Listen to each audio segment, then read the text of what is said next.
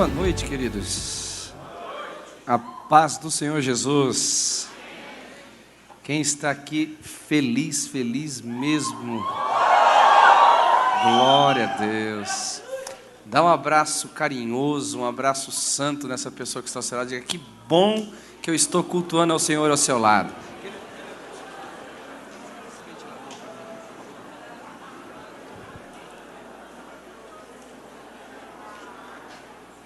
Aleluia. Vocês fizeram um bom Photoshop nessa foto aí, viu? Até fiquei bonito essa foto. Tava assim, puxa, que pregador bonito isso aí. Photoshop faz milagres, né? Só Jesus faz milagres, não é? Glória a Deus. É uma honra estar com vocês aqui de novo. Ano passado, quando o Senhor me deu esse privilégio de estar com vocês, eu fui tão tocado, eu fui tão abençoado. E eu levei assim uma porção de glória sobre a minha vida. E por onde eu passei, eu sempre de alguma forma tenho falado do que Deus tem feito na vida de vocês.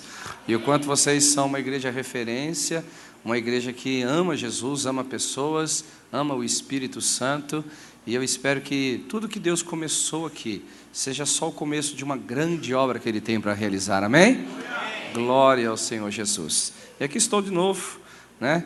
Pelo convite dos pastores, muito obrigado pela honra, e eu quero servir vocês, estarei com vocês aqui até terça-feira, nós vamos ter tempos muito gostosos, muito abençoados aqui, em nome de Jesus. Amém? Quantos querem experimentar a intervenção divina? Diga amém. Aleluia.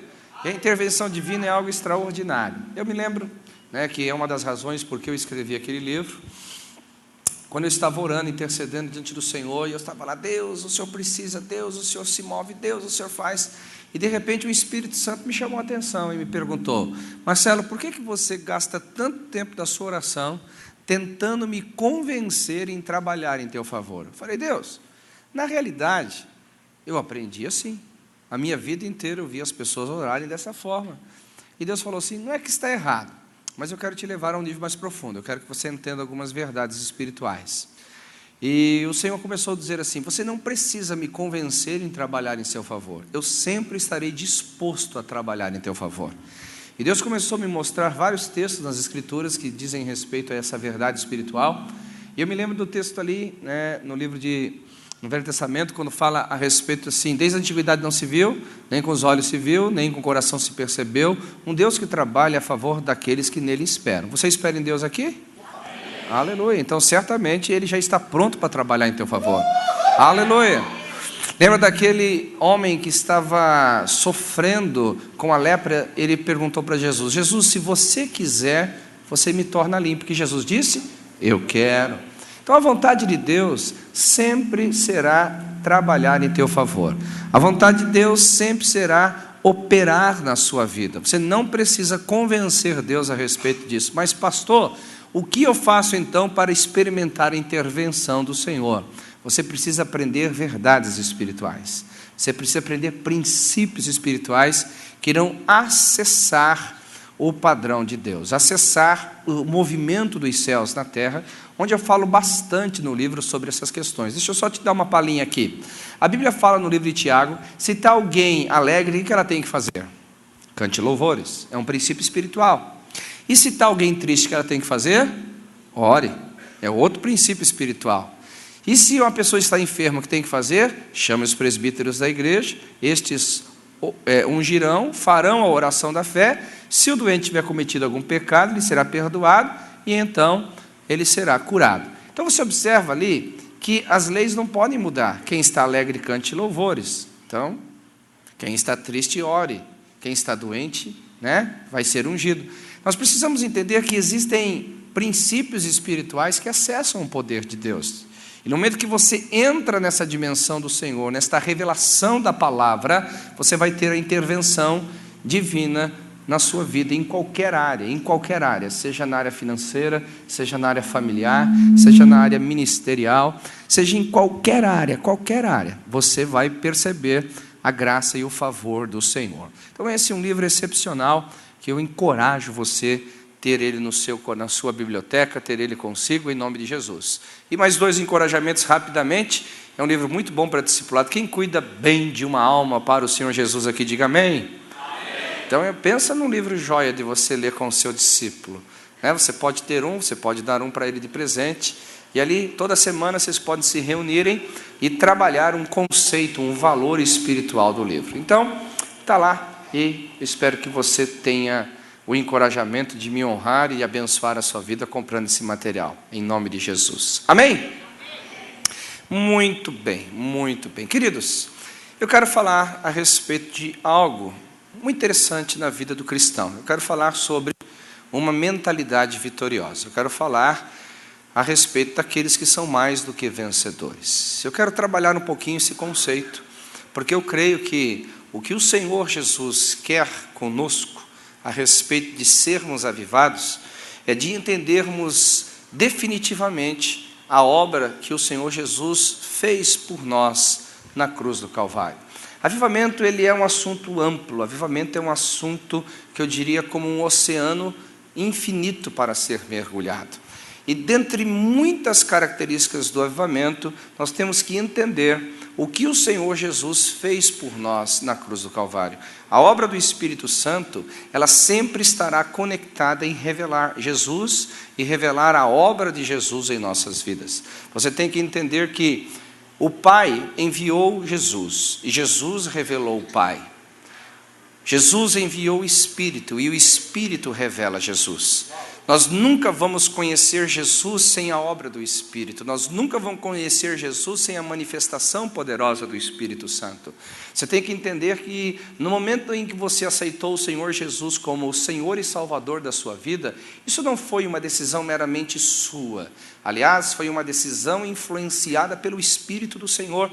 A Bíblia diz que o Espírito nos convence do pecado, e o Espírito também nos convence da justiça. Então, você entendendo que tinha uma vida pecaminosa e encontrou em Cristo Jesus a justiça que te liberta deste pecado, você se rendeu aos braços do Senhor. Então, não tem como nós olharmos avivamento sem a manifestação do Espírito nos conduzindo a Cristo. Na realidade, quando o Senhor Jesus subiu aos céus, Ele disse: eu não vos deixarei órfãos, mas darei a vocês outro Consolador. E Ele disse mais ainda: Ele vai receber de mim e vai comunicar a vocês. Quem quer ter um relacionamento profundo com Jesus? Diga amém. Amém. Você não conseguirá esse relacionamento profundo com Jesus sem que o Espírito Santo trabalhe na sua vida. É muito importante nós aprendermos a valorizar a obra do Espírito Santo. É muito importante nós aprendermos a valorizar a dinâmica do Espírito Santo em nossas vidas. E eu digo isso por quê? Porque a nossa tendência é olharmos para a cruz e acharmos que de fato, e de fato é, Jesus ali fez a obra consumada, Ele mesmo disse: está consumado, e achamos então que tudo ali está pronto. Na realidade, o que Jesus fez ali, Ele fez para Deus, por nós. Você tem que entender essa dinâmica do Espírito. Diga comigo: para Deus, por nós. Mais forte. Então tente imaginar, tudo que Jesus fez na cruz do Calvário, ou seja, a sua vida aqui na terra, a sua obra de obediência, a sua rendição até a morte de cruz, em primeiro lugar, Ele não fez por você, Ele fez pelo Pai. A Bíblia fala que nós, mediante o nosso pecado, fomos destituídos da glória de Deus, e para que esta reconciliação existisse, o preço da dívida deveria ser pago. Nem o ouro, nem prata, nada neste mundo poderia pagar a dívida diante de Deus. Então, Cristo encarnado, numa vida plena de obediência, numa vida plena de santidade, se entrega na cruz do Calvário. No momento que Ele morre e o Pai o ressuscita mediante a sua justiça, Ele apresenta o sangue lá nos céus. E o Pai olha para o seu sangue e diz: verdadeiramente esse sangue é imaculado. Verdadeiramente esse sangue, ele pode pagar o preço pela culpa, o preço pelo pecado, o preço pelo engano em que o homem caiu nele. Então o Pai, aceitando esse sacrifício, Ele abriu a porta da graça. Agora, entenda uma coisa. Para que eu e você possamos desfrutar desta graça, quem entra em atividade agora é o Espírito Santo. O Espírito Santo vem nos convencer a respeito do que o que Cristo fez na cruz do Calvário foi aceito pelo Pai, e no entanto, e portanto, nós podemos agora nos achegar a Ele confiantemente, e não seremos rejeitados. Mas se você não permitir que o Espírito trabalhe na sua vida de forma profunda, você não vai entender o sacrifício na cruz, você não vai entender a verdade da cruz. Deixa eu tentar ilustrar de uma outra forma. Quantos aqui acreditam que Jesus veio em carne? Diga amém. Amém. Quantos acreditam que Ele andou aqui na nossa terra, no nosso mundo? Diga amém. Amém. Isso é o evento, isso é histórico. A história fala sobre isso. Mas nós temos que entender o seguinte: quantos creem que Ele veio em carne e viveu entre nós, foi morto na cruz e o seu sangue foi aceito como sacrifício pelo pecado? Diga amém. Amém. Isso é doutrina. E quem revela essa verdade para nós é o Espírito Santo, não é mentalmente. Se você tem essa verdade só na sua mente, só cognitivamente, você nunca vai desfrutar profundamente da vida do Senhor. É aqui que nós começamos a cultivar uma mentalidade vitoriosa. É aqui que nós começamos a cultivar uma mentalidade de entendermos o que Cristo Jesus fez por nós na cruz do Calvário. O meu desejo esta noite é que o Espírito Santo possa, de uma forma extraordinária, tornar isso verdadeiro no seu coração. Amém, meu amado? Glória a Deus. Então vire para o irmão aí, esse irmão que vai te dar um livro de presente, diga assim: aleluia. Olha, você gostou agora, né? Você gostou agora, né? Vira para ele e diga assim: quando Cristo morreu na cruz do Calvário, em primeiro lugar, Ele morreu, derramou o seu sangue para Deus, para que em segundo lugar, este sangue derramado para Deus servisse para nós sermos reconciliados. Olha dentro dos olhos do irmão e diga assim: essa reconciliação depende de uma ação profunda do Espírito Santo te convencendo de que isto é um fato verdadeiro nos céus que se manifesta na terra. Aleluia, vamos aplaudir ao Senhor. Aleluia. Então, sem esse prévio entendimento, não existe avivamento, porque avivamento fala sobre vida, e é aqui que começa a vida. A vida começa no momento em que o que Cristo Jesus fez na cruz do Calvário possa ressuscitar o espírito morto do homem. É aqui que começa a vida, quando o homem desreconciliado com Deus se reconcilia mediante o sacrifício de Cristo. Então a primeira grande obra, a primeira grande manifestação do avivamento é trazer a consciência à mente das pessoas, é trazer a consciência ao espírito das pessoas a respeito do que Cristo fez na cruz do Calvário. Por isso que, deixa eu adiantar um pouquinho a mensagem, por isso que às vezes nós não precisamos só de avivamento, nós precisamos de reavivamento. Por quê? Algumas pessoas que um dia foram avivadas, ou seja, vieram à vida, estavam mortas e passaram a viver, estavam nas trevas e vieram para a luz, perderam esta revelação para viver a religião, perderam esta verdade para viver uma vida sem sentido, perderam essa verdade para viver uma vida morna, uma vida sem influência da parte de Deus. Então o Espírito Santo ele vem reavivar esses conceitos, ele vem reavivar esses valores para nos tornar vivos novamente diante do Senhor. Isso é uma mentalidade vitoriosa. Aleluia, glória a Deus. Agora vamos lá, construindo uma mentalidade vitoriosa. Abra comigo no livro de 1 Coríntios capítulo 15, versículo 57. Primeira epístola de Paulo aos Coríntios, capítulo 15, versículo 57. O texto diz assim: graças a Deus que nos dá a vitória por intermédio de nosso Senhor Jesus Cristo. Alguém pode dizer isso? Graças a Deus. Graças a Deus. Que Deus nos dá a vitória por intermédio de Jesus Cristo. Meu amado, você tem que entender o seguinte: Para que você possa cultivar uma mentalidade vitoriosa, você tem que ter crenças, acho que eu não vou debaixo dessa caixa. Você tem que ter crenças corretas. Diga comigo, crenças corretas. Diga, fundamentos corretos. Toda vida em Deus começa sendo pavimentada por crenças corretas. Sem que você estabeleça essas verdades profundas no seu coração, você vai patinar na sua fé, você vai ter uma fé emotiva, você vai ter uma fé sensitiva, não uma fé fundamentada. Por isso que você tem que prestar bastante atenção na introdução que eu dei. O texto fala que você não é vitorioso por nada que você faz nessa terra. Não há nada que você faça que possa acrescentar valor ao sangue de Cristo. Acho que você não entendeu. Não há nada na face da terra que você possa fazer que agregue valor ao sangue de Cristo Jesus. Nada, absolutamente nada, nada, nada. Nada. Quando eu digo nada, você pode imaginar o céu inteiro. Nada pode agregar valor a Cristo Jesus. Toda vitória que você tem na sua vida é intrinsecamente ligada, conectada ao que Cristo fez por você, é o que eu já falei. Aquele que sempre existiu se tornou carne, e aquele que se tornou carne andou em obediência e santidade, e aquele que andou em obediência e santidade se entregou em morte, morte de cruz, pelo que Deus o ressuscitou dentre os mortos, e lhe deu um nome acima de todo nome, e este que ressuscitou está sentado à direita do Pai, acima de principados e potestade, reina soberanamente, aleluia. A sua vitória não está em você, a sua vitória não depende de você, a sua vitória não depende de nada e não depende de ninguém.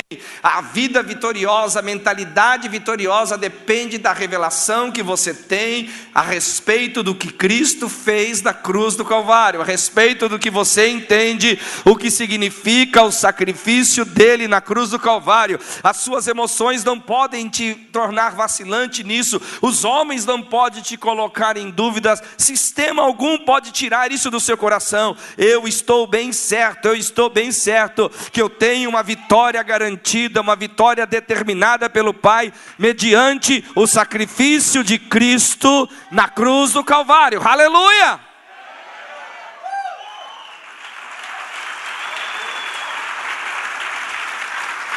Aleluia!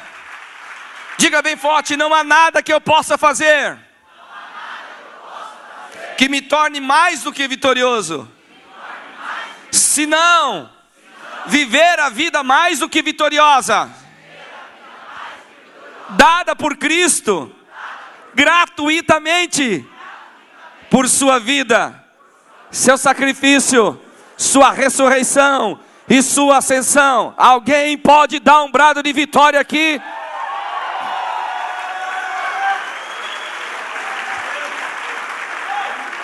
Às vezes eu fico assim, imaginando como tem cristãos que tentam agregar valores ao sangue de Cristo, tentar agregar valores à obra de Cristo por suas obras. Ah, nada, está consumado.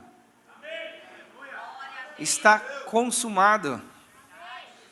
Absolutamente consumado. Nós, como cristãos, precisamos estar bem fundamentados nesse conceito. O dia que você acordar triste, não significa que você não é mais que vitorioso. O dia que uma circunstância não for como você imaginaria que ela fosse, isso não significa que você deixou de ser mais vitorioso. Quando algo que você esperava não aconteceu como você imaginaria, isso não significa que Cristo tirou de você o direito de ser mais vitorioso. Você tem que entender, meu amado, de que isso é um fundamento inabalável. Nós somos mais do que vitoriosos mediante a obra de Cristo na cruz do Calvário. Glória a Deus! Não tente fazer isso por sua própria justiça, não tente fazer isso com a sua própria força, não tente conquistar isso de outra forma, senão pela fé, honrando o que Cristo fez na cruz do Calvário.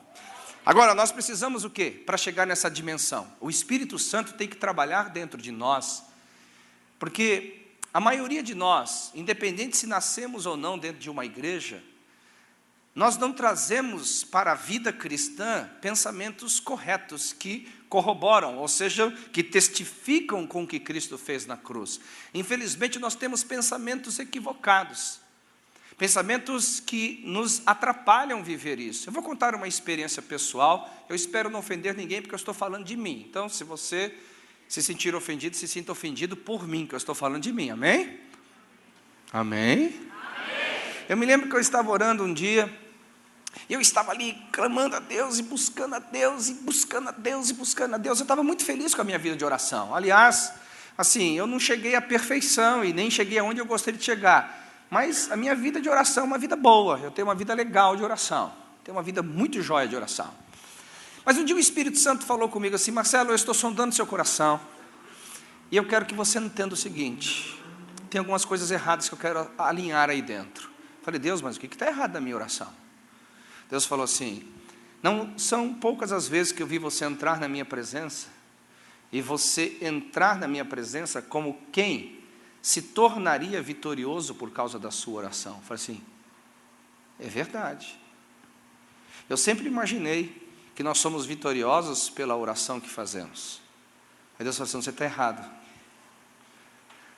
A oração, ela é um veículo, é um instrumento, é uma ferramenta, é algo poderoso para você desfrutar da vitória que já foi te dada gratuitamente.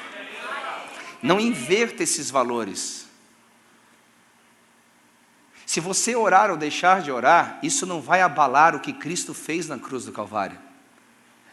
Quem vai sofrer de não orar ou deixar de orar é você, mas não a cruz. Alguém está comigo aqui ou não? Amém. E semelhante a esta prática, muitas outras práticas Deus foi alinhando no meu coração, e aquilo me trouxe uma fé extraordinária. Por quê? Porque eu percebi que Deus estava me tirando de mim mesmo para me lançar à cruz. Eu percebi que Deus estava tirando-me de mim mesmo para me lançar ao sacrifício que Ele fez. Porque infelizmente, e eu garanto esta noite que muitos nesta reunião se sentem às vezes derrotados, porque não estão conseguindo ter aquilo que gostariam de ter em Deus. Querido, deixa eu te falar uma coisa: a vitória não depende de você, depende dEle. Agora, pela oração, por todas as outras práticas espirituais, é uma forma de você acessar o que Ele fez, é uma forma de você usufruir do que Ele fez e tomar posse e fazer uso disso para o benefício. Você tem que inverter esse valor. Tente imaginar o diabo ouvindo a sua oração agora. Vem cá, vamos tentar. O diabo lá, você está lá no seu lugar de oração. Ó Senhor, eu estou aqui orando porque eu quero ser mais do que vitorioso. O diabo está ouvindo sua oração. Ah, Deus, eu gostaria tanto de ser mais do que vitorioso. O diabo está ouvindo sua oração. Aí o diabo fala assim: eu entendi que ele não entendeu a respeito do que ele é.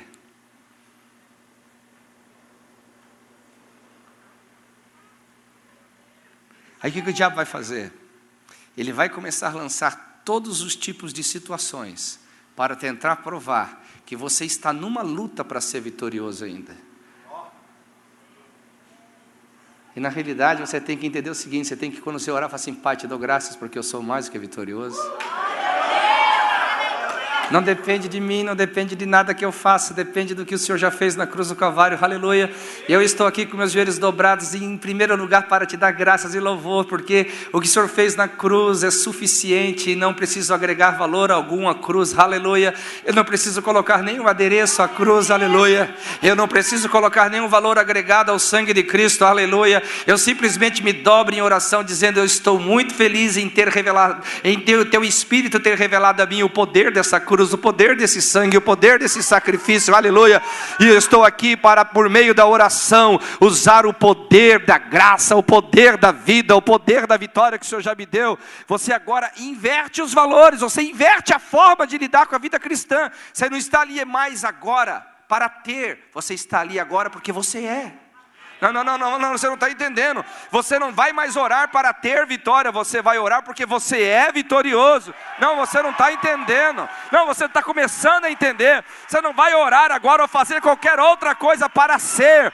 Você não precisa fazer nada para ser. Um dia o Espírito Santo te avivou, de que forma? Revelando o Cristo que viveu santamente, o Cristo que viveu e morreu, e o seu sacrifício é suficiente para que cada um de nós sejamos mais do que vitoriosos. Há alguém aqui que pode dar um brado de vitória?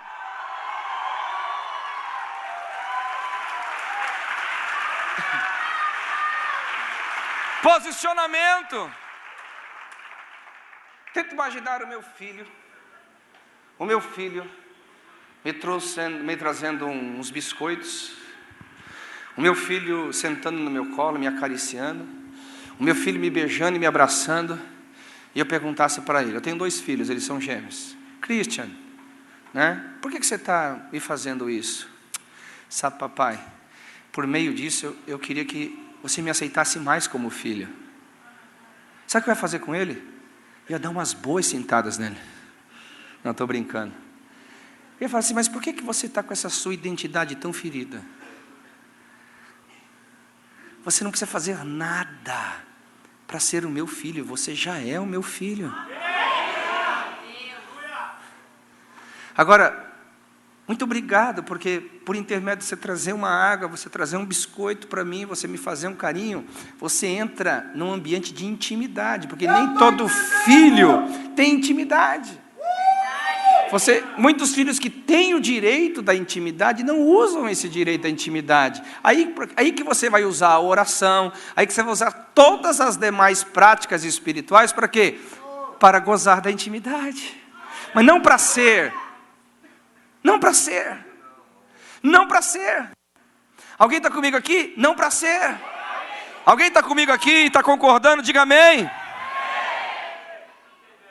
Senão nós vamos ficar num cristianismo dicotômico. O dia que você acorda bem, você fala, eu sou mais do que vitorioso. O dia que você acorda mal, eu sou uma desgraça dessa vida. Aí as coisas vão bem, Deus está comigo. O dia que as coisas não vão tão bem, Deus me abandonou. Você vai ficar mais ou menos assim, pelo amor de Deus, meu irmão. Há um fundamento por onde você tem que caminhar, e quem revelou a você esse fundamento foi o Espírito Santo, aleluia. E ele habita dentro de você, tentando te convencer, dizendo, não saia desse prumo, não saia desse fundamento, não saia dessa verdade, não abra mão disso por nada, não nada, absolutamente nada. Nada o que está fora pode abalar o que está dentro, nada o que está fora pode abalar o que está dentro, aleluia!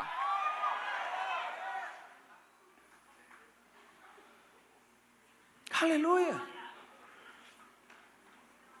Então nós entramos agora numa mudança de mentalidade, como está escrito em Romanos capítulo 12, versículo 2. O que diz lá? Não vos conformeis com este século, mas transformai-vos pela vossa mente, para quê? Olha só que interessante esse texto. Fala comigo assim, renovar a mente, para que experimenteis. Qual é o seu fundamento? Cristo. Já está feito ou tem que ser feito? Não entendi. Só as mulheres, já está feito ou tem que ser feito? Em Cristo você será ou você já é mais do que vitoriosa? Aleluia. Só os homens, em Cristo você é ou você será mais do que vitorioso? Todos nós, quem aqui é, diga amém. Agora olha o que o texto diz, renove a vossa mente para que você entre na experiência disso. Enquanto você não tiver uma mente governada por essas verdades, por esses fundamentos, você nunca entra na experiência. Você nunca vai desfrutar aquilo que gratuitamente já lhe foi dado. Aí você vai entrar por caminhos que até desonram o sangue de Cristo. Eu me lembro uma vez que eu estava evangelizando uma pessoa, escute bem, e ela estava lá com um copinho de água em cima da televisão. Era um tempo antigo, que as televisões eram largas e então cabia o copinho em cima. Hoje em dia não dá mais, né? É tão fininha a televisão que tem que colocar o copo em qualquer outro lugar. E eu curioso, falei assim, mas por que você está com esse copo com água em cima da televisão? E ela falou assim: sabe por quê? Porque isso representa o Espírito Santo, e essa representação faz tão bem para mim. Sabe o que eu falei para ela? Quando alguém precisa de representante, é porque ele não está presente.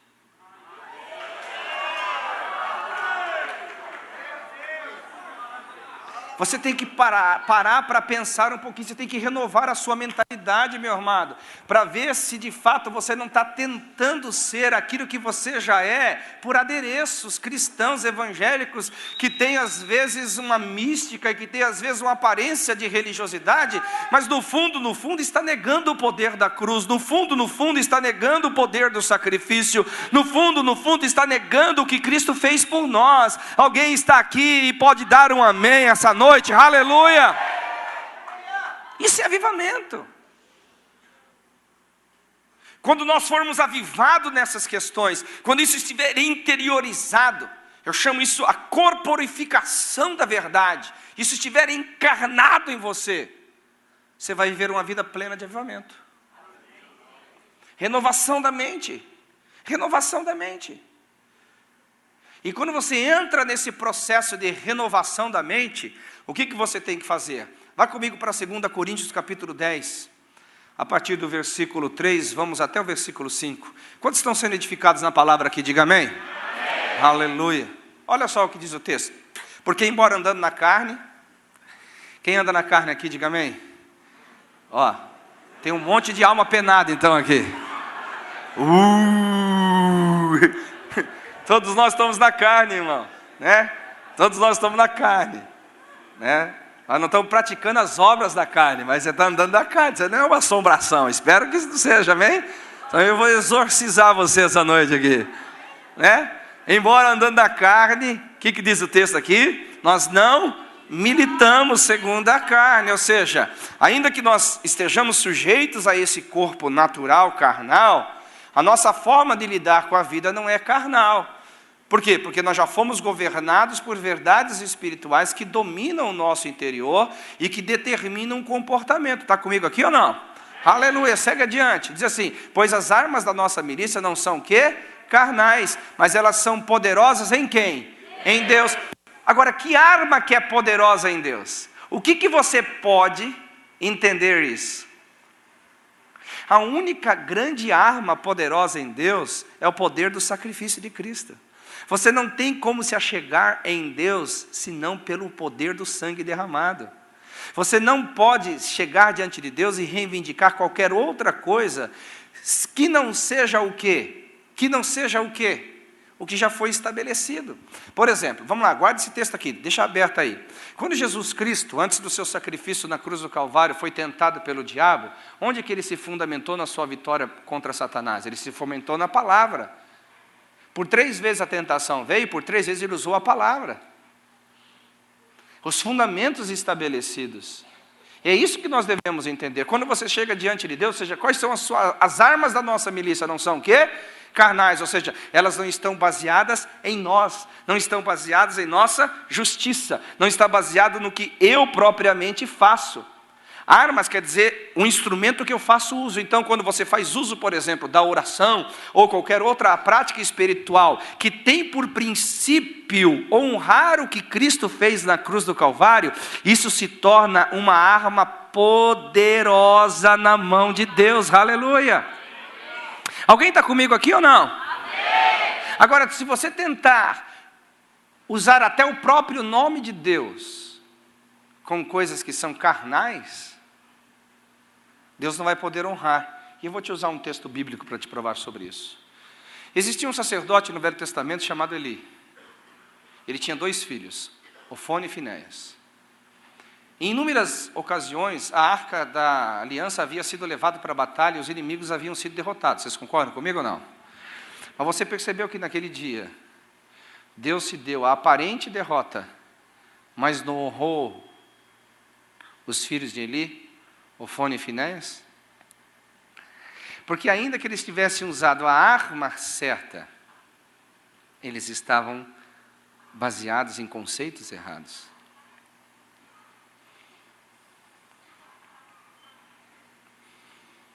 Nós temos que parar para pensar sobre isso. O que você pode fazer Deus se mover em seu favor? O que você, por justiça própria, pode fazer Deus se trabalhar em seu favor? É o livro que eu estou falando, a intervenção divina. Não existe outro caminho, e Deus nos abriu o acesso a Ele pelo novo e vivo caminho, pelo sangue da aliança. Qualquer coisa a parte disso é obra morta. Qualquer coisa disso não tem verdade espiritual para Deus. Qualquer coisa que vai além do sangue, que vai além do que Cristo fez, que vai além tentando trazer adereços à cruz ou agregar valor ao sangue, não tem valor nenhum. Nós temos que entender isso. Nós não fazemos nada para ser, nós fazemos porque somos. Estamos aqui para impetrar, estamos aqui para determinar aquilo que já nos foi dado gratuitamente em Cristo Jesus. Alguém está aqui? Diga amém. Então as nossas armas não são carnais. Não pode estar baseado no padrão humano. Tem que ser no padrão divino, tem que ser naquilo que Deus estabeleceu. Vamos lá. Para demolição do quê? De fortalezas. E o que mais? Segue adiante. Derribando raciocínios e todo baluarte que se ergue contra o conhecimento de Deus. É aqui que está a sua grande guerra espiritual.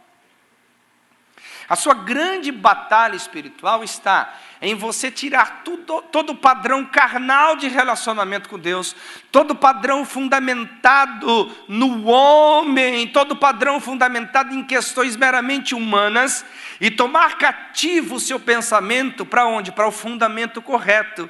Bendito seja o Deus e Pai do nosso Senhor Jesus Cristo, o qual nos abençoou com todas as sortes de bênçãos espirituais nas regiões celestes em Cristo Jesus, em Cristo, por Cristo, é nele, e por Ele, e para Ele.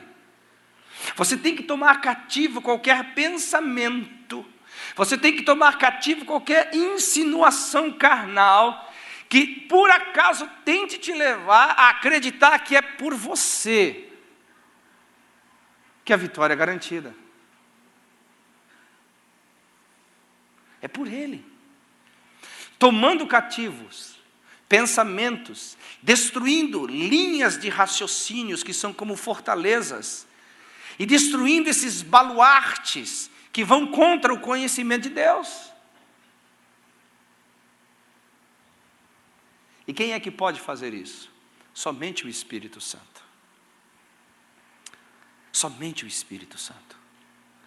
Somente o Espírito Santo pode entrar dentro do seu coração e, mediante as Escrituras, tornar ela uma verdade absoluta aqui. Escute bem o que eu vou te falar agora. Diga comigo: o Espírito Santo pega a palavra e torna ela verdadeira para você. Eu vou tentar te usar uma ilustração, eu vou sair um pouco do assunto, mas não tanto, para te ajudar melhor. Vocês estão comigo aqui essa noite? Amém. Quantos creem na Bíblia? Diga amém. Amém. Aleluia. Quantos creem que a Bíblia é a verdade? Diga amém. Amém. Quantos creem que a palavra de Deus liberta? Diga amém. Amém. Agora deixa eu te provar uma coisa. Deixa eu te mostrar uma coisa. A Bíblia, ela é a palavra de Deus. E a verdade liberta. Mas você sabe qual que é a verdade que liberta? Não é só a verdade da Bíblia. Pastor, onde você está querendo me levar? Preste atenção aqui. Diga comigo: a verdade que liberta é a verdade das Escrituras que se tornaram verdades para mim.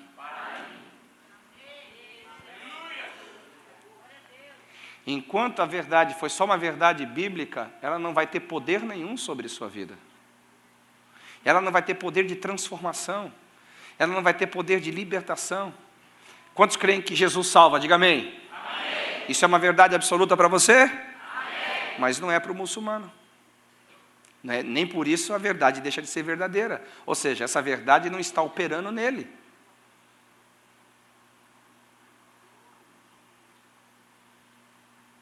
Essa verdade não está operando nele. Agora, não é por isso que a verdade deixa de ser verdadeira. Hebreus capítulo 4, versículo 2 diz que a palavra também foi anunciada a eles, no entanto, a palavra de nada lhes adiantou. Uau, mas está em contradição, que diz que assim como dos céus vem a nuvem, a chuva, e rega a terra, e ela produz aquilo para o qual foi enviada, a palavra do Senhor não voltará para ele vazia. Hebreus capítulo 4, versículo 2 fala que aqueles que ouviram a palavra de nada lhes adiantou, e o texto continua explicando por que razão não lhes adiantou. Porque a palavra perdeu sua força? Não. A palavra perdeu seu vigor? Não. Porque não foi misturada com fé por aqueles que a ouviram. Diga para quem está ao seu lado, a verdade de Deus é imutável, ela é poderosa. No entanto, ela só entrará em operação na sua vida quando ela for verdade para você.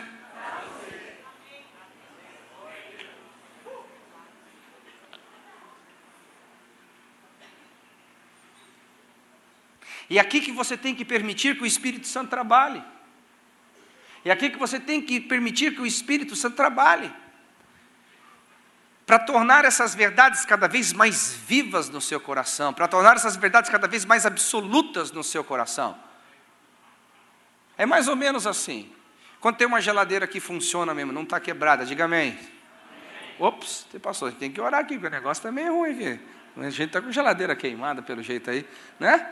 Quando tem uma geladeira boa que funciona, diga amém aí.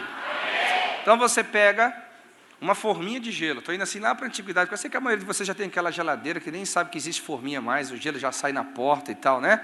Vamos voltar para os antigos aqui, colocar aquela forminha antiga que nem dobrava direito, que para arrancar a gente tinha que enfiar a faca assim, era uma coisa de louca, né? Aí tá forminha endemoniada, que dava um trabalho doido. Agora você pega a água no seu estado líquido, vem aqui comigo, no seu estado líquido, mas a sua intenção é tornar ela gelo, no estado sólido. Você pega aquela forminha e coloca no congelador. E você vai deitar, vai dormir. Qual é a crise de incredulidade que você tem? Vai perder a noite de sono. Meu Deus, aquela água não vai congelar, não vai congelar, não vai congelar, não vai congelar, não vai congelar, não vai congelar. Porque eu acho que os físicos e a ciência erraram nos cálculos e de fato não vai congelar, não vai congelar, não vai congelar, não vai congelar. Eu acho que essa teoria está errada, está errada, está errada, está errada, está errada, está errada, está errada. Quem é que já teve uma crise de incredulidade assim em tornar a água do estado líquido para o estado sólido? Levante a mão aí. Ninguém, está vendo? Porque você crê nessa descoberta. Você não duvida do que está escrito.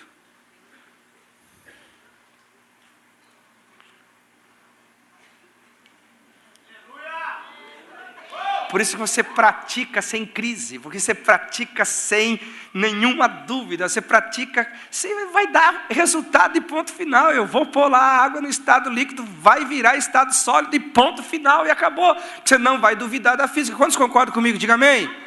Agora eu vou te perguntar uma coisa assim, sem tentar te ofender, mas tentar te ajudar. Essa mesma crença está no seu coração mediante aos valores da Bíblia?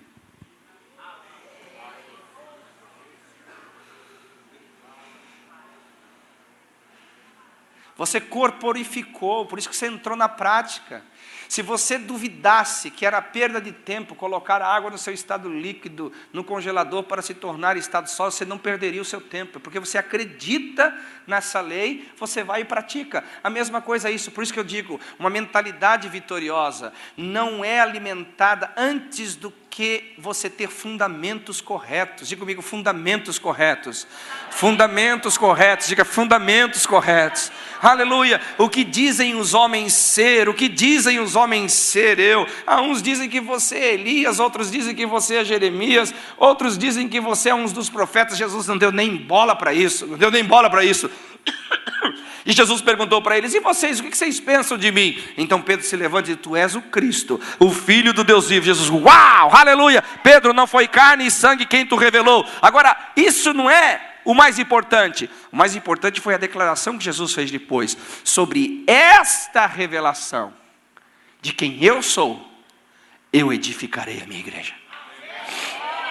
Não, vocês não estão entendendo, meus amados.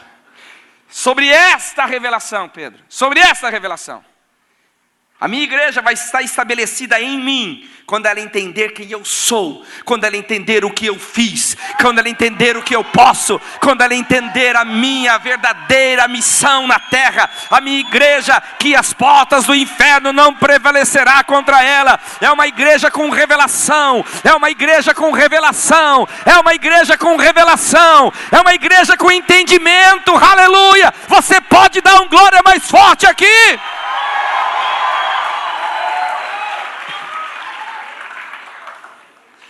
Então você tem que olhar para Cristo e ver o quanto está revelado Cristo no seu coração. E se você não tem ideias vagas a respeito dele, eu vou te mostrar o que pode acontecer quando você tem ideias vagas a respeito de Jesus. A Bíblia fala que Jesus ministrou durante 3 anos e meio. E ele andava com uma gama de discípulos, e nós conhecemos os principais, que eram 12, mas tinham mais pessoas que acompanhavam Jesus, não eram apenas os 12. E Jesus morreu. Morreu. Eu não vou aqui citar, mas te dou um desafio para você ler na Bíblia. Quantas vezes Jesus havia citado que ele iria morrer? Ele nunca havia escondido isso.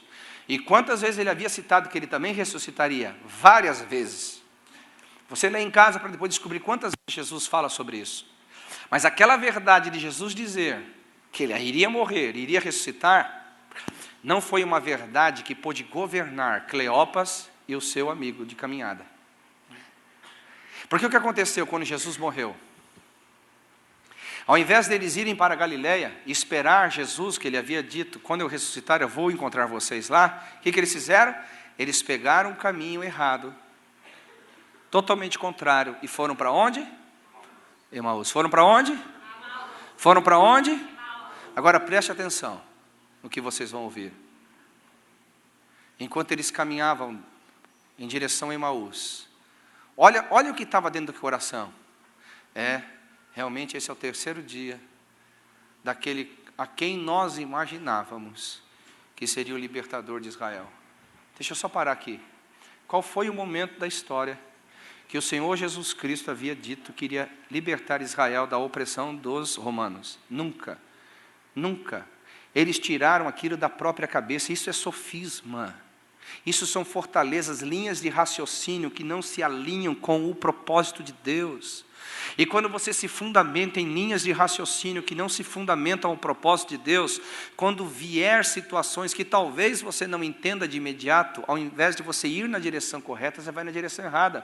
Ao invés de te fazer persistir, faz você desistir. E olha que interessante, olha que nível de dureza de coração aqueles homens estavam. Eles disseram, algumas irmãs, elas inclusive foram no túmulo, e elas disseram que o Senhor Jesus Cristo havia ressuscitado, mas, como quem quer dizer assim, né? Mulher, já sabe, fala demais, né? É eles que falaram, não sou eu. Tá? Aí, de repente, Jesus aparece para eles, o próprio Jesus ressuscitado. Acho que você não está entendendo onde vocês estão levando. Quando você não tem fundamentos corretos no seu coração, quando você está cego, o Espírito Santo não pode te revelar a palavra, os fundamentos da palavra, ainda que Jesus esteja do seu lado, lendo a Bíblia para você, fazendo um culto particular para você, e aquecendo o seu coração, você não vai se relacionar com Ele. Porque a base é outra coisa, a base não é o que ele fez, a base não é o que ele é, a base não é a verdadeira verdade. Você está comigo aqui essa noite ou não? Mas Jesus, muito compassivo, muito amoroso, segue com aqueles camaradas incrédulos, ele faz de conta que vai passar ao largo, ele faz de conta que vai deixar eles na incredulidade. Mas eles falaram, por favor, eles foram gentios, entre conosco. Aleluia. E quando Jesus entra naquela casa, e Jesus, ele parte o pão. Aleluia. Parte o pão. Parte o pão. E dá para eles. O que a Bíblia diz? Lucas 24. Quando eles comem, aleluia. É mais ou menos isso que aconteceu com você aí. Estava dormindo, eles também estavam dormindo. os olhos dele se abrem.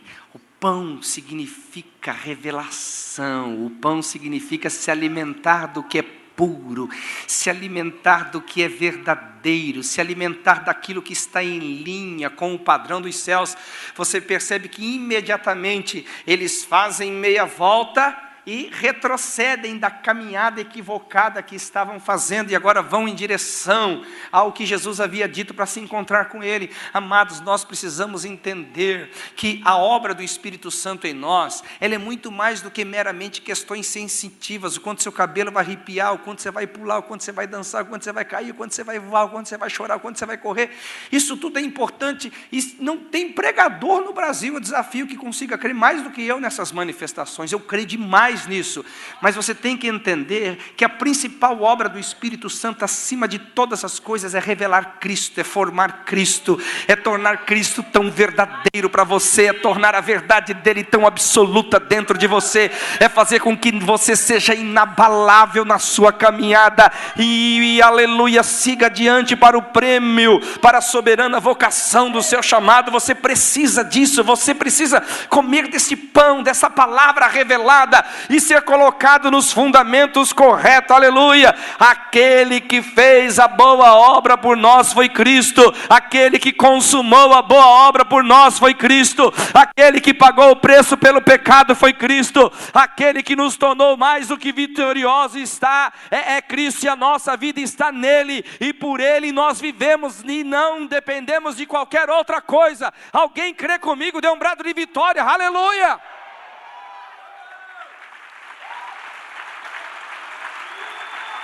Então, tomando cativo todo pensamento que não se alinha a isso. Tomando cativo. E aí, no momento que você começa a tomar cativo esses pensamentos, olha o que acontece com você. Abra comigo Romanos 8:37, vamos lá. Aleluia. Romanos 8:37. Oi? Porquanto, 8:37, esse aqui é 8:3, não é não? 8:37. Vamos lá, vou dar uma chance para vocês lerem comigo, vamos lá. 1, 2, 3. Mas em todas essas coisas somos mais que vencedores por aquele que nos amou. Aleluia, mais forte, vamos lá.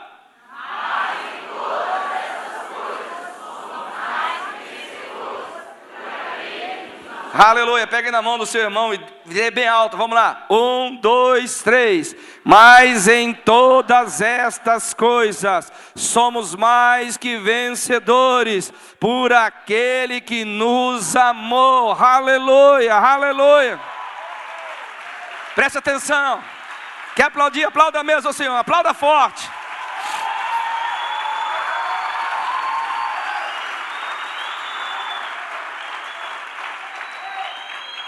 Oh, aleluia! Diga comigo assim: quando eu tenho uma imagem clara de Jesus, quando eu tenho uma revelação a respeito de Jesus, eu começo a ter uma revelação de mim mesmo. Eu começo a ver quem eu sou em Cristo, aleluia, aleluia. É um espelho totalmente contrário das circunstâncias, é um espelho totalmente contrário das crises, é um espelho em Cristo, por Cristo, para Cristo. Quando você tem a revelação de Cristo, você olha para você e diz: espera um pouquinho, eu sou, eu não vou ser, eu sou, nada do que eu faço me fará ser, porque eu já sou, nada do que eu realizo me fará ser, porque eu já sou. O que Cristo fez há 2000 anos me tornou mais do que vitorioso. Eu começo a me ver nele,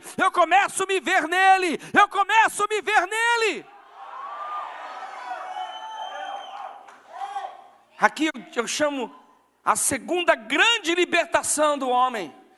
A primeira grande libertação é sair desse sistema tenebroso que o mundo chama de império das trevas. Jesus vai lá e te arranca do império das trevas e te transporta para o reino do Filho do seu amor, ou o reino dele mesmo. E a segunda grande libertação, escute bem, é quando você é livre de você mesmo. Não, você não entendeu. Irmão, você tem que ser livre de você mesmo. Sabe por quê? Dessa mentalidade derrotista, dessa mentalidade fracassada, dessa mentalidade apodrecida do pecado. Porque você tem que entender o seguinte, a Bíblia fala em 1 Coríntios capítulo 15, que assim como foi o primeiro Adão, todos os demais também foram. Todos nós herdamos o pecado de Adão, todos nós herdamos a queda de Adão. Quantos concordam? Diga amém. Amém. Você tem alguma dificuldade de crer nisso, sim ou não? Não. Aleluia. Agora, vamos agora para uma outra verdade. A Bíblia fala, assim também como foi o segundo Adão, todos também serão. Não, você não está entendendo. É muito fácil você crer na maldição que você recebeu do primeiro Adão. É muito fácil você crer na derrota que você recebeu do primeiro Adão. É muito fácil você acreditar no cativeiro que você se meteu por causa do primeiro Adão. Mas a partir do momento que você põe o fundamento correto, esse fundamento é Cristo, a sua obra, e como Deus recebeu a sua obra, você agora tem que se ver não mais como o primeiro Adão, você tem que começar a se ver agora a partir do primeiro Adão. Acho que você não está entendendo, meu irmão. Aleluia, você não faz mais parte do primeiro Adão, você agora nasceu de novo. Você nasceu de novo ou não? Eu não estou ouvindo direito, estou com algum problema aqui. Você nasceu de novo? Você não faz mais parte da geração do primeiro Adão. Você, quando aceitou Cristo, não mudou de religião. Você mudou de natureza. Você era maldito, hoje você era bendito. Você é bendito. Você era um derrotado, hoje você é mais do que vitorioso. Você era uma criatura, hoje você é filho de Deus. Você faz parte da estirpe do segundo Adão. Você tem que começar a se ver nele, assim como é o segundo Adão. Você também será.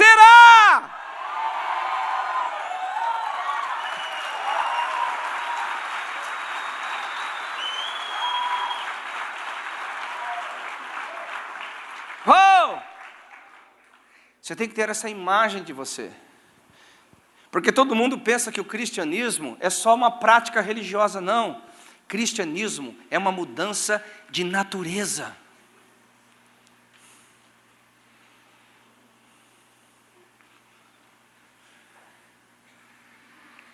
No momento que você aceitou Cristo como seu Salvador, você não é mais um pecador tentando praticar santidade.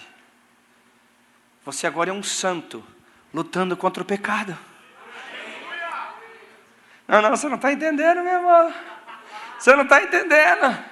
Olha a mentalidade errada, tomando cativo todo o pensamento de obediência a Cristo. Eu sou um pecador miserável. Os irmãos cantaram aqui ainda assim, o Israel cantou aqui espontaneamente, dizendo que Ele nos amou sendo nós ainda. Passado. Ainda. Passado. Quem nasceu de novo aqui? Amém. Cristo não é ministro do pecado.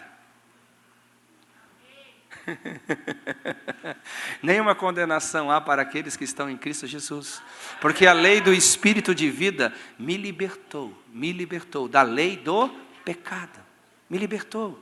Eu sou agora da segunda criação, ou no bom sentido, eu sou da segunda estirpe, ou seja, eu não sou mais do primeiro Adão, eu sou do segundo Adão. Eu não luto mais para ser santo, eu luto agora para que o pecado não me vença. Vocês não conseguem crer. Isso aqui dá um choque na cabeça de todo mundo. Porque nós não entendemos o que significa a realidade da nova criação. Nós precisamos entender o que significa nascer de novo. Quem nasceu de novo aqui? Quem acha que... Não, eu quero que você seja honesto, porque a Bíblia fala que os mentirosos não entram no reino dos céus. Eu quero que você seja honesto, amém? Eu vou até fechar o olho, o ouvido eu não posso, mas fechar o olho para que eu não veja de onde vem o amém. Quantos aqui de verdade, até hoje, até o momento dessa pregação, achavam impossível ser santo? Diga amém. Está vendo? A grande maioria. Fala assim, não, eu sou pecador mesmo, Deixa eu te falar. No momento que você crê dessa forma, que é impossível você ser santo, sabe o que você está fazendo com Deus? Você está pondo Ele na parede dizendo assim, você é um Deus injusto. Sabe por quê? Porque você está pedindo coisas para mim que eu sou incapaz de fazer. O Senhor pediu que eu seja santo como você é santo. Não é nem como meu irmão da direita e nem da esquerda, é como você. Agora o Senhor me pediu uma coisa que é impossível para mim.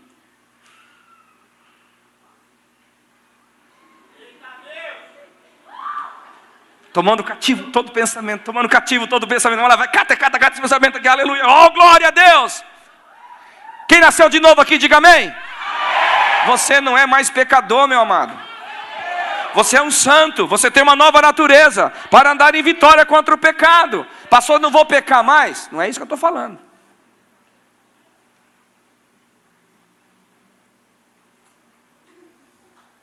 Está entendendo? Deixa eu ir mais profundo nisso daqui. Vamos lá, vamos pegar 1 Coríntios capítulo 6. Vamos pegar uma coisa só. A Bíblia fala que os mentirosos não... Ah, vocês estão com muito medo de falar. Vamos lá, os... mentirosos não herdarão o reino dos céus. Mais forte, vamos lá. Os mentirosos não herdarão o reino dos céus. Quantos creem na Bíblia? Amém. Quantos creem na Bíblia? Amém. Você acha que a Bíblia está falando a verdade?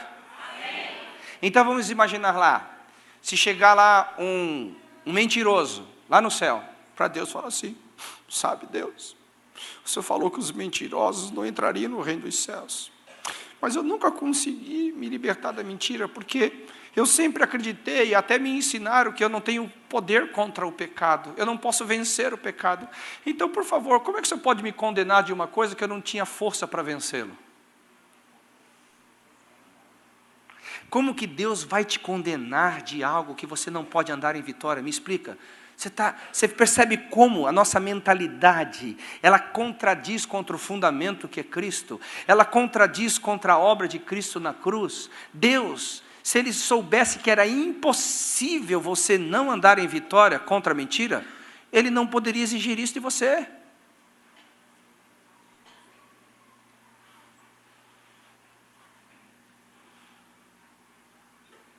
Ele não poderia exigir isso de você. Aí eu vou falar uma palavra muito dura agora, mas é de amor, porque nem toda palavra amorosa é fácil de se aceitar.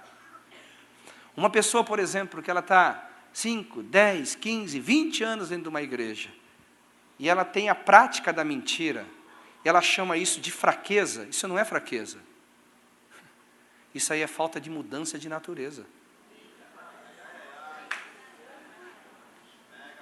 Porque se você mudou de natureza, você pode andar em vitória contra isso. A nova vida que está dentro de você, fundamentada em Cristo Jesus, você pode dizer não a isso.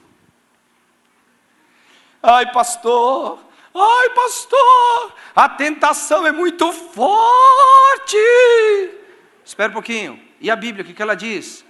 O Senhor Deus não permitirá que vocês sejam tentados acima das vossas forças. Opa, como é que é esse negócio aí? Mudança de mentalidade, digo mudança de mentalidade, mudança para poder experimentar a vida de Deus que foi nos dada gratuitamente em Cristo Jesus, aleluia. Alguém está comigo aqui, diga amém. Isso é avivamento, isso é um aspecto do avivamento, aleluia.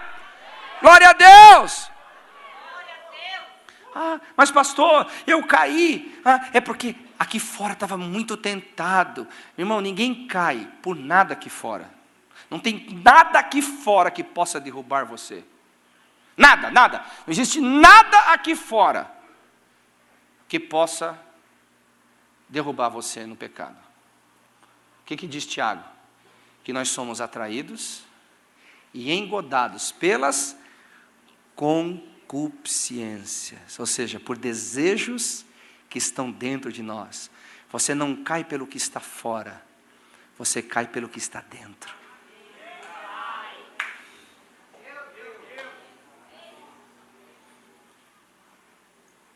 Você tem que começar a se ver em Cristo. Você é mais do que vencedor em Cristo. Você tem que começar a se ver nele. Se ver nele. Se ver nele. Se ver nele. Se ver nele. Se ver nele.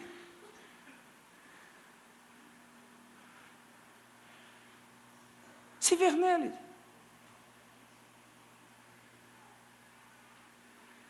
Pode observar, queridos, que todas as vezes em que nós andamos em uma área que Deus não quer que a gente ande, é porque aquilo não está dentro de você. E quando você anda naquilo que Deus não quer que você ande, é porque aquilo está dentro de você.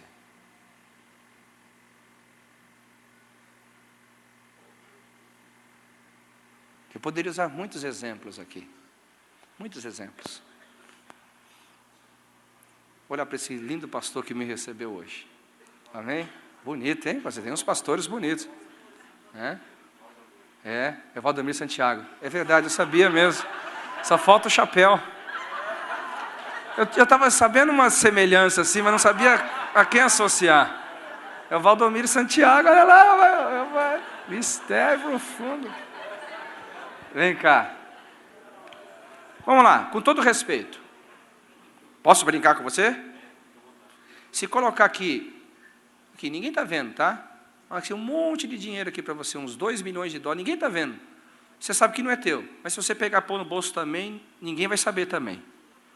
Você vai pôr no bolso? Não vai, por quê? Isso não está dentro de você. Nada fora pode fazer com que você pratique contra aquilo que está dentro.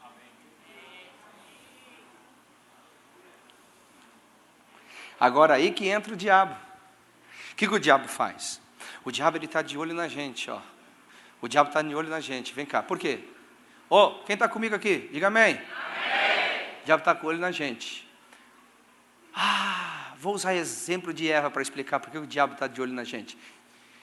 A Eva viu o fruto, pastor Domingos. Ela viu o fruto e viu que ele era bom. Diga comigo assim, e viu que o fruto era bom. Mais forte, agora diga, fruto era bom. Deixa eu usar uma brincadeirinha para vocês assim. Você sabe como que Eva foi tentada? O diabo chegou assim, deu fruto para ela assim, eu vou te dar uma casa, vale uns 2 milhões. Não quero. Não, eu vou te dar um carro, sim, mais veloz do que uma Ferrari. Ela falou assim, não. Aí o diabo olhou assim, coma deste fruto, ele emagrece.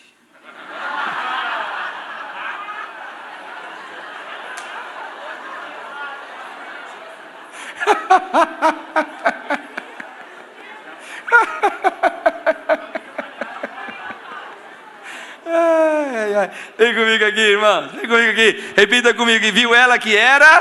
Bom. Diga mais forte. Viu ela que era? Bom. Mais alto. E viu ela que era? Bom. Olha para o seu irmão e diga assim: geralmente, nós somos atraídos pelo lado bom da coisa má.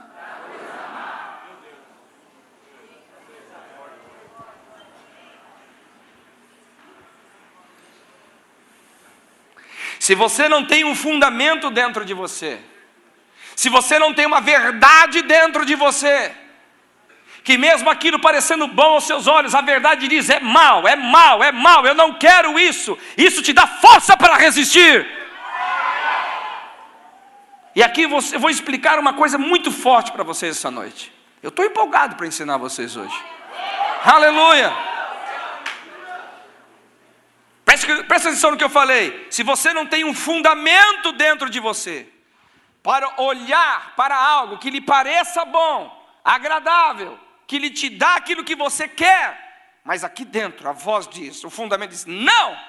Você está perdido, você está na roça. Agora vem cá. Qual foi o pecado da humanidade? Qual foi o grande pecado da humanidade? Desobedir? Quantos creem? Diga amém. Mas na realidade eu quero levar vocês a um ambiente mais profundo. Diga comigo assim: a desobediência foi o primeiro filho do pecado. O que diz Tiago? Diga comigo assim, repita comigo: a gente primeiro concebe, gesta e dá a luz ao pecado. Quando o pecado dá a luz, ele gera a morte. É o que diz Tiago. Então deixa eu te mostrar aqui como é que Eva se tornou fecunda do pecado. Quando Satanás ofereceu para ela do fruto da ciência do bem e do mal, ela acreditou mais na palavra da serpente no que na palavra de Deus. Deus havia dito, você vai morrer se você comer. Essa era a verdade de Deus. Esse era o fundamento de Deus. Você vai morrer. Você vai morrer. Se você tomar desse fruto, você vai morrer.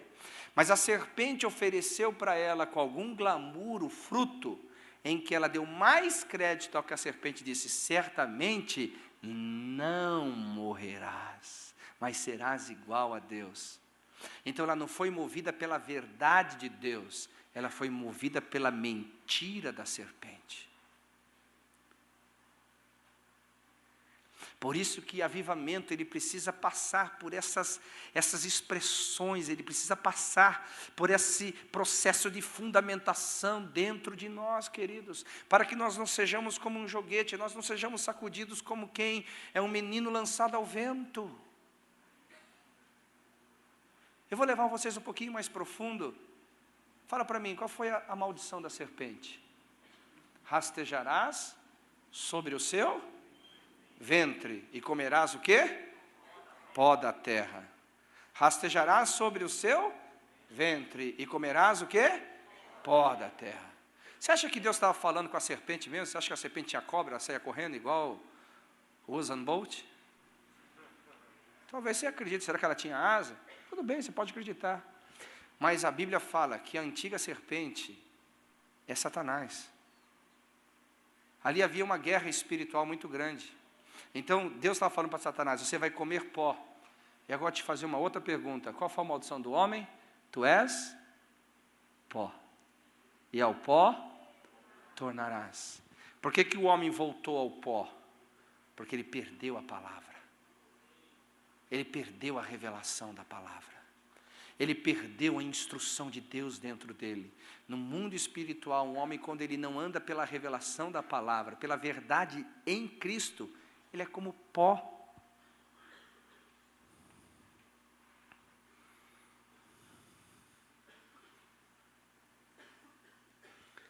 Então, quando você enxerga quem é Cristo pela revelação do Espírito, quando você enxerga o que Cristo fez na cruz, e quando você entende que o que Cristo foi, o que Ele fez, foi aceito pelo Pai, e ali a justiça foi estabelecida, e você exerce fé nisso, não em outra coisa, você exerce fé neste valor, e não em outra coisa, quando você se fundamenta nisso, você também começa a ter uma imagem, não só de Cristo e da sua obra, não só da aceitação do Pai, mas também de quem você é nele. Porque ele morreu e derramou o seu sangue para Deus, por nós. Por nós.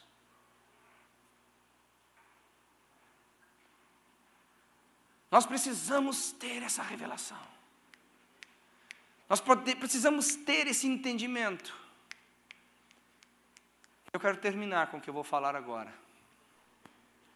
Para você começar a desfrutar disso, você vai entrar agora, eu chamo na dinâmica da mente renovada. Diga comigo, na dinâmica da mente renovada.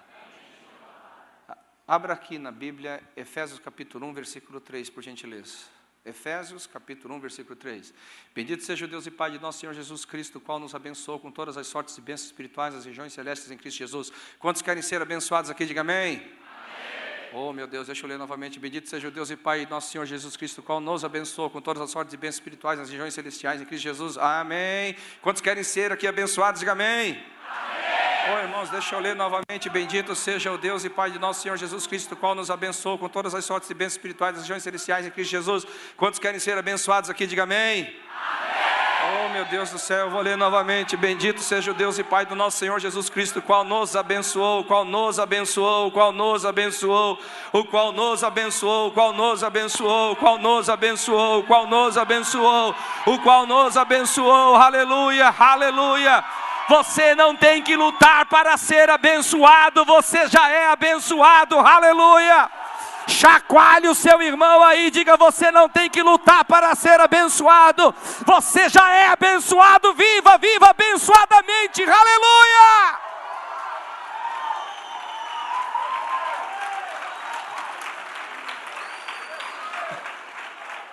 Oh, glória.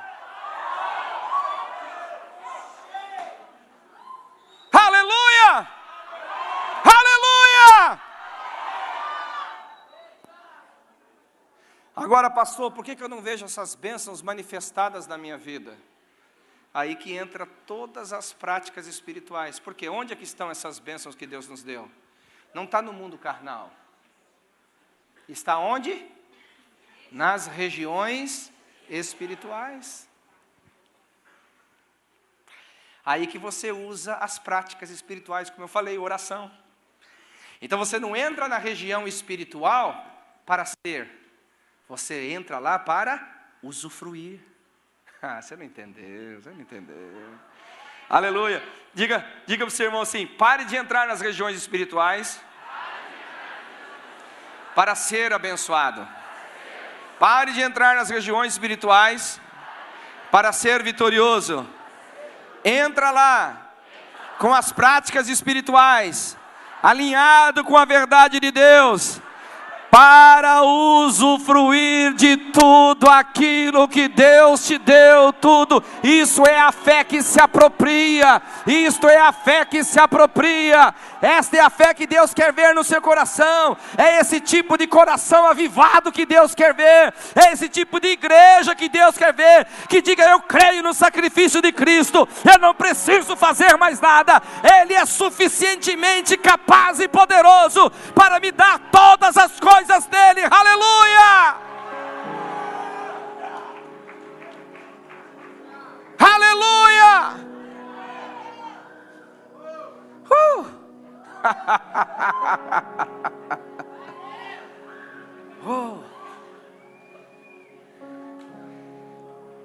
Bem, isso também acontece, talvez amanhã eu fale um pouco sobre isso nos 3 cultos. Isso também acontece sobre ter uma vida cheia do Espírito. A gente fica assim, no culto, com a boca cheia de dente, esperando a unção chegar. Irmãos, Efésios capítulo 5, versículo 18, a Bíblia diz: enchei-vos do Espírito. Diga comigo: enchei-vos. Eu não sou tão bom no português assim, eu quebro o galho. Mas na minha ignorância, eu imagino que enchei-vos está no imperativo, significando que é uma ordenança. Então, ter uma vida cheia ou vazia, não depende de Deus. Porque se Ele te mandou ser cheio, é que o caminho já está aberto. E a mesma coisa sobre o sacrifício na cruz. Quando você recebeu Jesus Cristo como seu Salvador, Ele não teve que sair correndo lá do céu e morrer de novo por você. Simplesmente você se apropriou daquilo que foi feito há 2000 anos atrás. Ter uma vida do Espírito Santo, cheia do Espírito Santo, governada pelo Espírito Santo, é a mesma coisa. Você simplesmente acessa ao que Deus nos deu gratuitamente. Quando Pedro, capítulo 2, versículo 14 de Atos, diz: os últimos dias foram inaugurados. E os últimos dias diz que todos podem ser, todos podem beber, todos podem experimentar. Daquele dia em diante, todos nós podemos ser cheios do Espírito. Depende mais de você do que de Deus. Depende mais da sua exposição do que de Deus. Depende mais da sua vontade do que da vontade de Deus. Depende mais da sua busca do que da questão de Deus. E às vezes a gente está no culto dizendo: Deus, toca-me. Na realidade Deus está dizendo ao contrário: você que tem que me tocar, porque eu já estou aqui. Oh, Deus, me encha. Deus está falando assim: não, é o contrário, você que tem que se encher de mim, eu já estou aqui. Mas de que jeito que eu vou me encher? Falando entre vós com salmos, hinos e cânticos espirituais, e louvando ao Senhor de todo o seu coração. Existe a prática espiritual para você entrar naquilo que já é teu. Já aquilo que é teu. Tem muito crente aqui dizendo: ai meu Deus, eu não tenho uma vida cheia do Espírito Santo, porque Deus não quer. Não, não é Deus que não quer, é você que não quer. É você que fica aí, né? O Espírito está se movendo, você fica assim: ah, é verdade, eu até percebi alguma coisa aqui. Não, meu irmão, você tem que ser como um surfista. A onda vem, pega a sua prancha e vai surfar nas ondas do Espírito. Aleluia. Oh, aleluia. Você está entendendo o que Deus está falando aqui?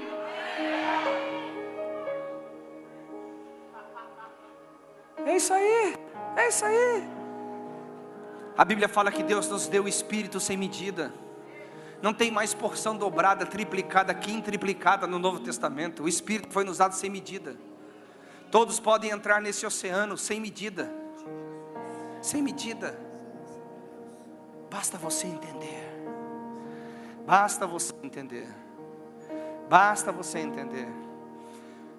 Os apóstolos falaram que a promessa foram dadas aos nossos pais, a eles e a todos aqueles que passariam a crer. Que promessa é essa? A promessa do Espírito. Você pode. Agora mesmo você pode.